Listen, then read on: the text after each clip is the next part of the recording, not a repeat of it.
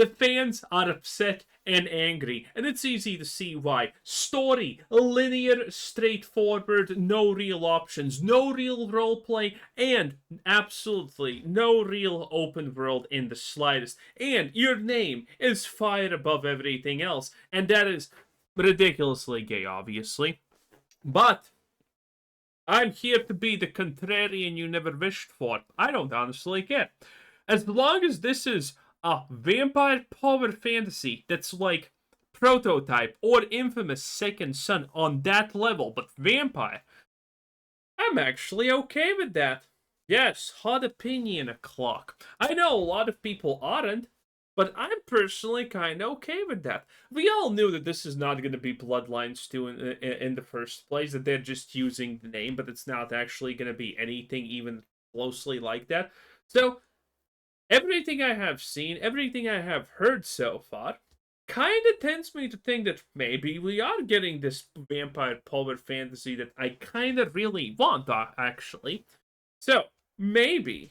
I got to play Vampire the Masquerade Bloodlines 2 over at Gamescom, and I got to play it next to the project design director, Jay Hicks, who was kind enough to answer a bunch of my questions about what is probably one of the most hated video games right now. To me, this is a very interesting situation because let me tell you this point blank. If you are looking for a sequel to Vampire the Masquerade Bloodline, this probably isn't it. I know, weird. I mean, you should have known. You should have known. You should have known from the first trailer you saw about this that it's just using the name Bloodlines 2, and that's pretty much it.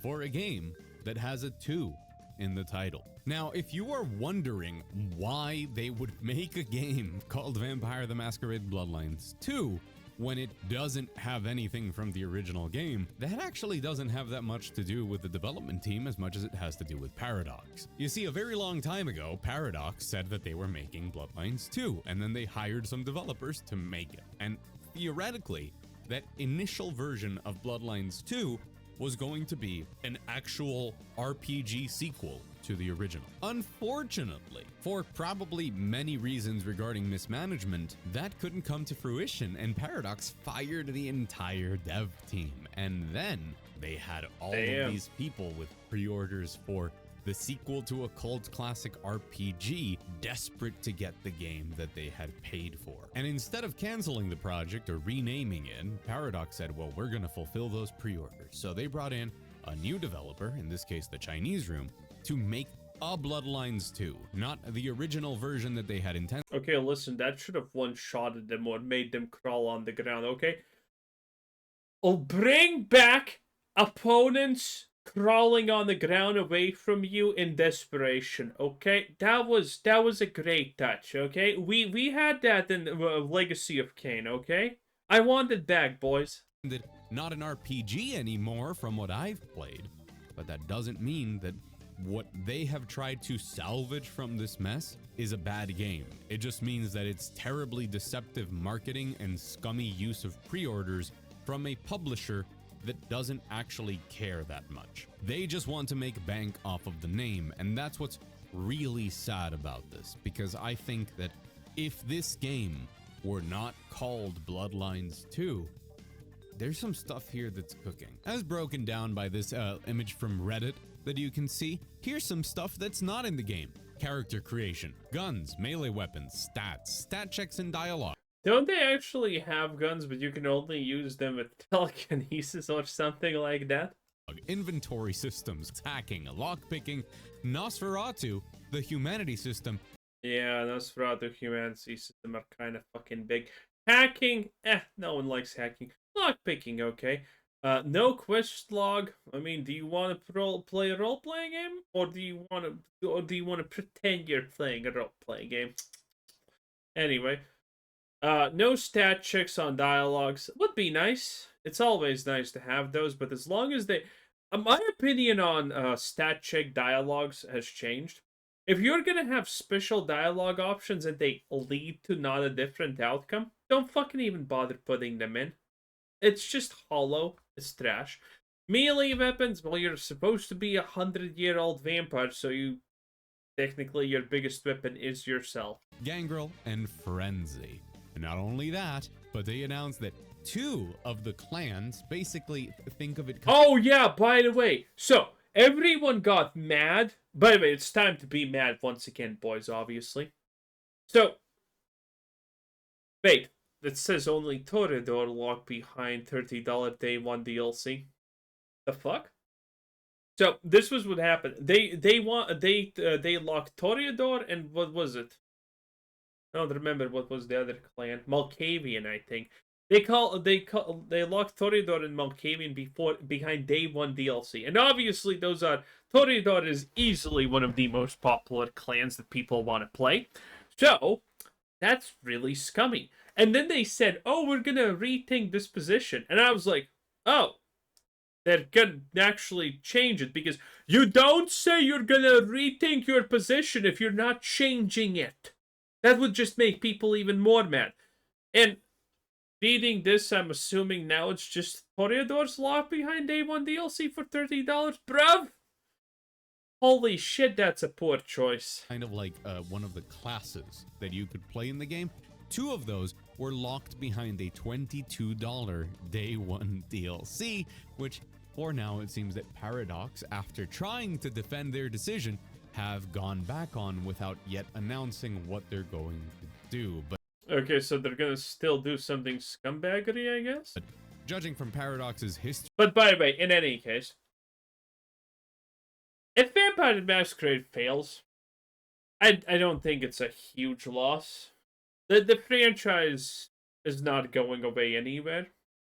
Vampire the Masquerade is just... It's not the most powerful name, but it's an underutilized name, okay? It could easily be a big thing. Okay, everyone loves fucking vampires. Vampire games are awesome. I love them a lot. So, I think this is gonna fail no matter what. That's kind of the big takeaway here, okay? I personally think this could be a really good vampire power fantasy type of thing without roleplay elements. You're just a vampire who fucking murders everyone, you know, snaps his fingers and suddenly the shadows consume everyone around you in a block radius, you know, things like that. And I'm kind of okay with that. But this thing's gonna fail. This thing is literally set to burn ablaze. It's not going to be good. And when it comes out, it's probably going to have like a 30% upvote. You know, a 30% positive reception from gamers. It's not going to be good. It is really, really not going to be good. It's going to be a disaster. With some of their other games, I wouldn't be surprised if they tried to outright back out of this, despite there being people who pre-ordered the deluxe edition of the game for these 2 clans, because in the past they've tried to patch up these terrible decisions about DLC before and ended up just refunding everybody and giving it out for free like a month later. And honestly, well, if you're a fan of the channel, you know how much this makes my blood boil. It's a lot, almost like a vampire in the sun. Wait, actually, let's check out one thing. Paradox Entertainment game list. Let's see what they have actually made. Oh shit, they made City Skylines? Ooh. Crusader Kings 3, Europa Universal, Hearts of Fire, and Crusader Kings 2, Survival Mars, Hearts of Fire, and Victoria 2, Imperator Rome, Victoria 3, Survive the Aftermath. No idea what that is. Okay, the Paradox game list. Stellaris Shadow of... Wait, oh, right! They actually have Stellaris also. I forgot about that. I thought that I'm forgetting something important. But that's pretty much it. Empire of Sin. No idea what that is. Age of Wonders. Oh, right! Also Age of Wonders. Ooh, I don't know why they're being like this, honestly. Their games list is not bad. I mean, they have Heart of Fire and Stellaris, Age of Wonders. Age of Wonders fucking is slapping hard, by the way, if you did not know. Yeah, Bloodlines is gonna fail. But I mean, Guys, I don't know about this. But why is Paradox making such uniquely shitty decisions here? I'm not sure. But Paradox makes good games most of the time, right? And then they make 15 DLCs that you need to buy, and some of them suck completely dick. That's what Paradox does. But at the end of the day, they are at least reacting, which brief little reminder. This is why By the way, can't play Nosferatu, fucking Nosferatu right there in front of you. That's kind of meh. we need to make our voices heard. All of this to say that Vampire the Masquerade Bloodlines 2, for short, Bloodlines 2, not looking very hot in the eyes of the public, especially considering that it comes from an incredibly troubled development cycle, to the point that when they announced at Gamescom opening night live that the game was still coming out this year, I think neither I nor anybody in the room could believe it. And still, I went and I played it, and this is a very, very different game than what people who like that first game want, but that doesn't mean it's bad. So listen, I already said it at the very start. If you're here desperate for a sequel to Bloodline 1, this isn't it. You can leave. You can leave. I'm sorry, this isn't for you. I think that the biggest disservice that they are doing to this game is calling it Bloodlines 2. They could have called it Vampire the Masquerade Exaltation. They could have called it Vampire the Masquerade Honey Boo Boo, but that's what they decided to call it, and the expectations are gonna kill a lot of it. So hey, if that's you, ignore this game. Pretend it doesn't exist. Maybe in 2 years they'll patch in all of the things you want, completely rework the game. Stranger things have happened. But for now, you can leave. And now if you're interested in what this game actually is, which is I can't believe I'm gonna say this, but it's a vampire game that feels like it's made by Arcane.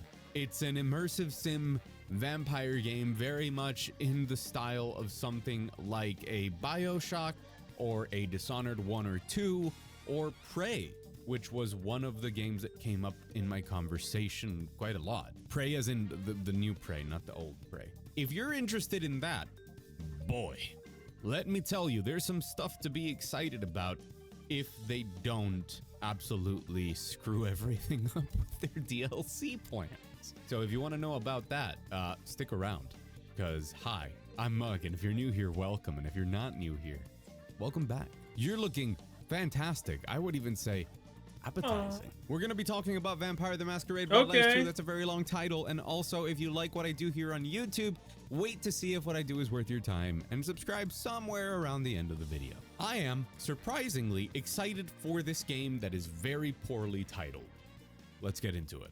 So I got to play for approximately an hour, starting off with choosing my gender, if I was a male or a female vampire, and then played as Fire. Oh, you can actually choose your gender? I did not even know that.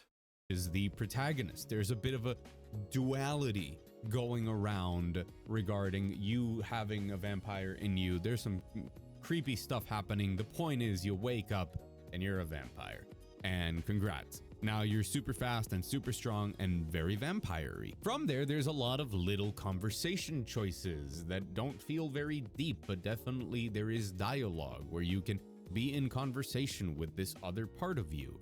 And I would assume, because I didn't really go down that route, that there would be other similar conversation things in the rest of the game. Now, from what we know, not looking like the conversation and RPG part of that are looking very hot, which is a shame because that's what people would expect from this. However, there are a ton of people that have been digging really deep into if this game has those RPG conversations that you've come to expect. And so far, looking at other previews of people who were definitely focused on that side, I would say it's not looking great, which is why I didn't care. And I took the game for what it had, which meant that the dialogue part, I know this is sacrilege.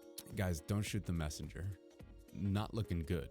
The rest of it though, what the game is trying to do, oh, that's different. The elephant has already been shooed out of the room. You don't have different melee weapons, you don't have guns, you don't have all of this. What you do have is your vampiric powers and the fact that you are a vampire. And if there is one thing that I really enjoyed about my time with... Oh yeah, you see what I mean? I told you that this is gonna happen. This is more of a poet fantasy. I'm fine with that. Because we don't really have a vampire poet fantasy. Every time you're a vampire, you're kind of low key trash and things like that most of the time. But you end up killing the big baddie, the super vampire, at the end anyway, and it's kind of Bloodlines 2, it's that it really, insert IGN meme here, it made you feel like a vampire. Sure, not in the charming way of infiltrating high society of vampires and the underground war of vampires that ensues, because I really didn't get to see much of that. This demo was pretty much right at the start of the game. Instead, we got a taste of what the level design is like, what the game is trying to go for, and once again, that felt incredibly immersive simmy. Very, very close to Dishonored and Prey. The environmental detail, the way that that sort of tells a story, the way that you approach combat, it really did feel very much in that style of an immersive sim, except in this case, instead of guns, you have your different vampiric powers and different items that you can use. There's no inventory system, there's no gear, there's no stats. You really, really have to think of this as vampire Bioshock, I guess. But what does it do with that template that is probably pissing a lot of people very rightfully off? Well, quite a lot. I don't take this lightly. I am a schmovement enjoyer, and I have rarely enjoyed schmovement like what Bloodlines 2 is cooking. I was specifically told that if I enjoyed the schmovement and I made a video on my time with it, I should thank Max Bottomley. And let me look directly into Max Bottomley's eyes right now. Thank you, Max, for still holding the torch of good FPS movement. Thank you so much. Look, the moment you're out in the open world of the city, because that's a thing, and you're out in the Okay, one thing that I don't like, though, about this vampire fantasy is the fact that you can only hit up walls by drains and drainage pipes and things like that, which is kind of a little bit meh. But all in all, I also don't like this red thing. It could have been done better. It could be like an echolocation thing, like a poop, like a pulse goes out. There are things that could be done better than this. You know, so in some situations, a lot of enemies did seem like, okay, you should have died from that hit right there. You didn't. That's bad. We do have moments like this, but maybe that's a scaling issue. Maybe that gets fixed later on. I'm not sure. But this is definitely going to be one of those situations where playing it is much more interesting than watching it. So that's something you want to probably keep in mind. Open world. You can vampire sprint pretty much up walls. You can't infinitely run up walls. This isn't Prototype, but you can latch onto different things that you can sense with your vampire vision to then jump up from there. You can leap across rooftops and glide and land on people and suck their blood out. You move at a speed that is just exhilarating. And the way that they've carefully looked at momentum and how it feels to move, to stalk from the shadows and just launch yourself into a full-on sprint from a standstill really conveyed to me, hey, I'm a powerful ass fucking vampire. There is this tiny little thing as I was playing that Jay said, hey, try and take a sharp turn while you're vampire sprinting. And when you do, there's this little drift as you kind of shift your momentum and your arms move, and there's this little skidding sound as you correct course while trying to convert the momentum into a different direction that just felt sublime in a way that I have rarely experienced first-person control. There were very specific examples cited of source games and schmovement in them, things like rocket jumping and how that feels and stuff like Apex Legends. And in case you can't tell, that gets me excited. Would I prefer if this game were just Vampire the Masquerade Bloodlines 2 and all of these cool things were put into a different game? Maybe. But we live in the world we live in, and we're gonna get what we're gonna get. So, moving around the environment, stalking your prey, and using the tree of abilities that I got to scroll through, including those paywalled abilities that maybe are still gonna be paywall. You gotta Wait. Able to build? No way! Are you telling me? I thought that 2 clans being locked behind DLC means that you can't start as them. Not that you can't literally pick any of their fucking abilities. Holy shit, that's bad. That is really bad.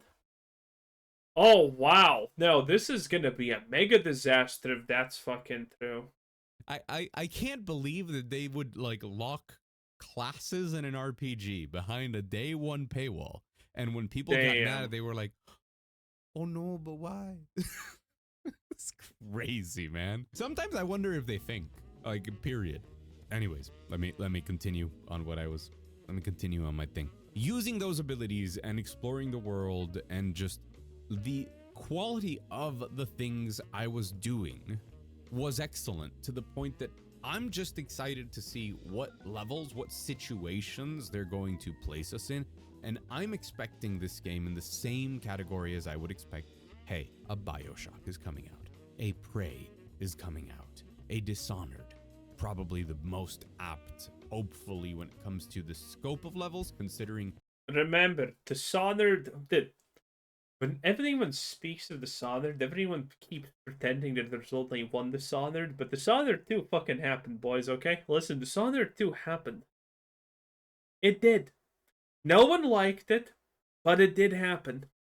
The absurd mobility options that you have in the game. And if this game just ends up being one of those, which is a type of game that we honestly don't get enough of, and it gives us the opportunity to do that while fulfilling a vampire fantasy, and it turns out that, yeah, it's basically not an RPG at all. It's got classes, technically, that guide your abilities, but, you know, so is Dishonored in a way, right? The way that in that game you customize a lot of your powers and the different things that you can sort of equip in order to change how some of them work and give yourself buffs. It's an RPG in that sense, which to me is not at all. This is a first-person immersive sim, action-adventure game. Within that, though, there is a ton of stuff that they are doing. Those movement abilities that you have, just the way that you can express yourself and hunt down through these levels is incredible. A lot of what I saw of combat, and unfortunately I couldn't record my own experience, and I haven't found anybody really using the melee combat well in the footage I've been hunting down on YouTube, but I was told that Tekken is an inspiration for the combat here, and different directional inputs and the combination of dashes and dodges before light or heavy attacks actually translates to different moves. And I was roundhouse kicking people and kicking people down on their knees and stuff. And that was very fun and adds a lot of depth to a combat system that, sure, no melee weapons, no guns, because we've established that this isn't Bloodlines 2, it's something else. But what is here, I found very enjoyable and satisfying to pull off. A lot of the skills that we got to see from those trees included things like chaining different people together so that they shared damage or exploded, stuff that was more geared towards stealth, stuff that was more geared towards combat, with different skills that you might imagine fit in with, yeah, a game like Dishonored. And ultimately, all of that is being put into a game that, while cool, is not Bloodlines 2. But I'm not going to complain about what it is, even though I understand that. But that's pretty much what it is, right? That's kind of all that it is. Okay. I mean, this footage of combat wasn't all that. Well, again, this is definitely a situation where you have to play, then it's more fun than actually watching. Man, how are some games just more interesting to watch than play, and others are like you have to play them, otherwise it's not interesting? That's crazy. Anyway, that was Mug Thief, 10 out of 10. This is exactly what I thought is going to happen with this game, effectively. It's going to be like some kind of poet-esque fantasy, and that's kind of it. Thanks for watching. Bye!